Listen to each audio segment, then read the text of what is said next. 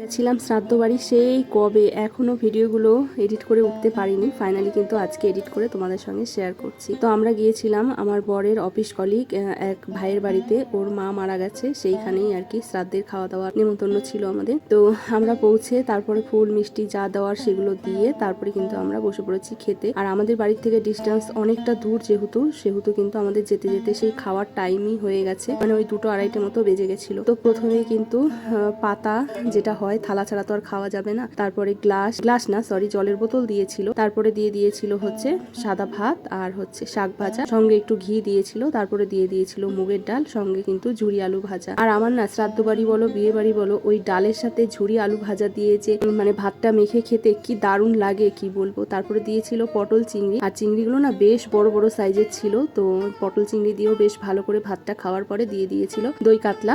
তো আমি কিন্তু 2 পিস মাছ নিয়েছি, যেহেতু আমি মাছটা ভালোবাসি আর মাছটাও খেতে ভালো হয়েছিল। শেষ পাতে ছিল চাটনি, পাঁপড়, রসগোল্লা আর পায়েসও দিয়েছিল। পায়েসটা ছিল নলেন গুড়ের, দারুণ খেতে হয়েছিল। আর লাস্টে ছিল আইসক্রিম। তো কেমন